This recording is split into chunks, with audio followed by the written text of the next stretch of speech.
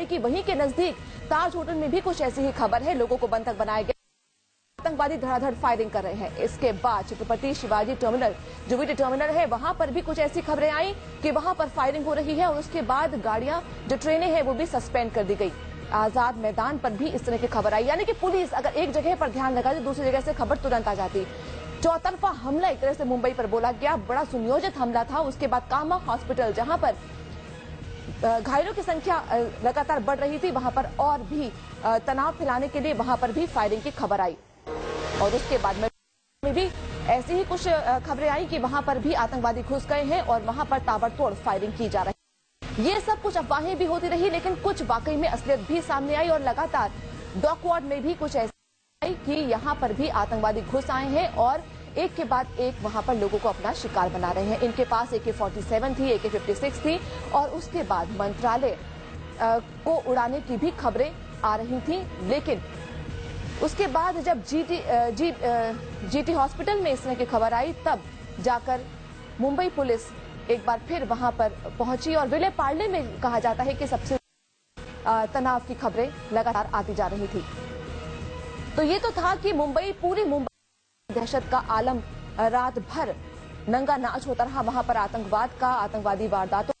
और कहा यह जा रहा है कि बोट में सवार होकर आतंकवादी आए थे, वहां पर ताज होटल के सामने उतरकर उन्होंने वहां से एक टैक्सी ली। टैक्सी लेकर कुछ आतंकवादी गए लोपाल कैफे में, जो कि बहुत पुराना कैफे है। कई फॉरेनर्स वहां पर आते हैं, चाय पीते हैं, कॉफी पीते हैं, साथ ही अपने दोस्तों से मिलते हैं। कई युवाओं भी वहां पर आते हैं और साथ ही इस पूरे आतंकवादी वारदात में बड़े अफसर शहीद हुए हैं। कुछ ATS के अफसर हैं और कुछ मुंबई पुलिस के अफसर हैं। आप देख सकते हैं कि विजय सालिस्कर जो शहीद हुए हैं और ATS है हेमंत करकरे, ये लगातार सुर्खियों में आ रहे थे जब से तफ्तीश चल रही है शादी प्रज्ञा मामले की भी, और लगातार टीवी पर आते रहे थे। बच्चा बच्चा इन्हें पहचानता है, ये शहीद हो चुके हैं। बल्कि ये अपनी हेलमेट लगा रहे थे आतंकवादियों का डटकर सामना करने के लिए, लेकिन इतने में आतंकवादियों की गोली आई और उनको लग गई और साथ ही ये शहीद हो गए। विजय सालास्कर जो सीनियर पुलिस इंस्पेक्टर हैं, एनकाउंटर स्पेशलिस्ट हैं, DIG अशोक कामते भी, वो भी इस सब में शहीद हो गए। इसके अलावा भी 2 और पुलिस अधिकारी शहीद हुए हैं और कहा जा रहा है कि 18 पुलिस अधिकारी घायल भी हैं।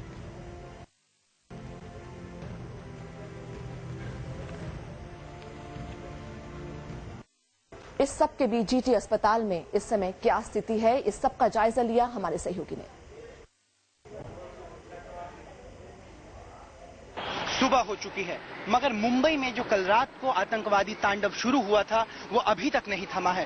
ताज होटल और ओबराय होटल में अभी भी फायरिंग जारी है और कमांडोज का इंतजार किया जा रहा है।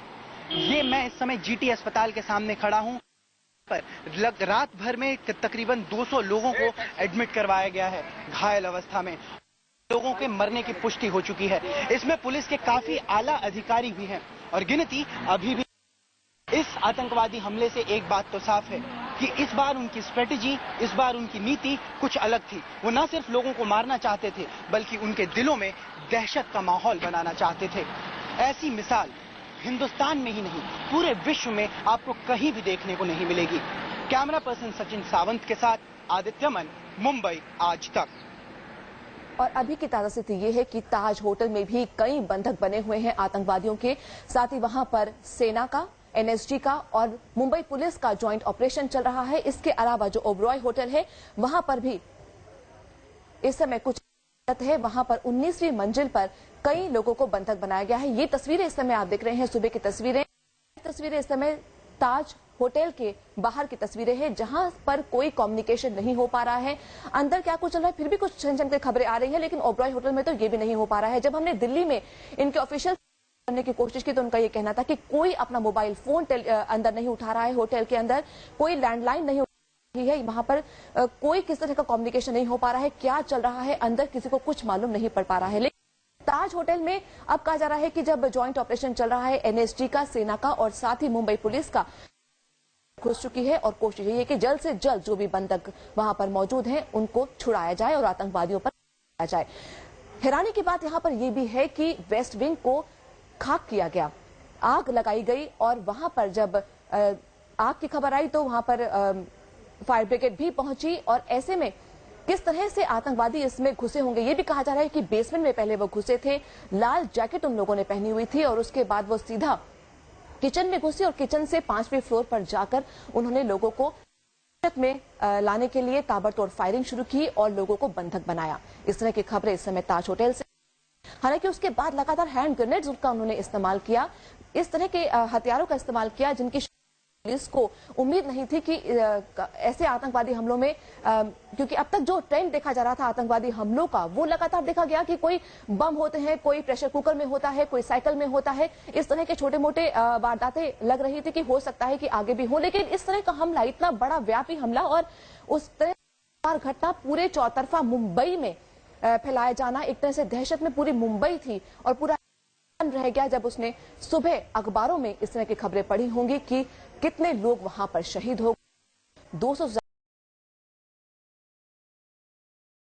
हैं और ताज होटल में इस समय तनातनी जारी है। आतंकवादी वहां मौजूद हैं, बंधक वहां लोग हैं और फॉरेनर्स भी कहा जाता है संख्या में यहां पर हो सकते हैं।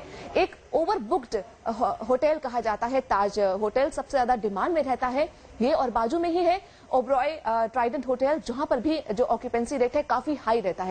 लेकिन इतना तो अंदाजा लगाया जा सकता है कि काफी संख्या में यहाँ पर पर्यटक और जो होटल में लोग हैं वो इस समय मौजूद होंगे। स्टाफ तक से बातचीत नहीं हो पा रही है। जो दिल्ली में ताज होटल लोगों की भी लगातार फोन कर रहे हैं, मोबाइल फोन पे बात करने की कोशिश कर रहे हैं, लेकिन कोई भी फोन नहीं उठा रहा है। जो वेस्ट विंग है, आप देख सकते हैं यहाँ पर आग लगाई गई, ये 100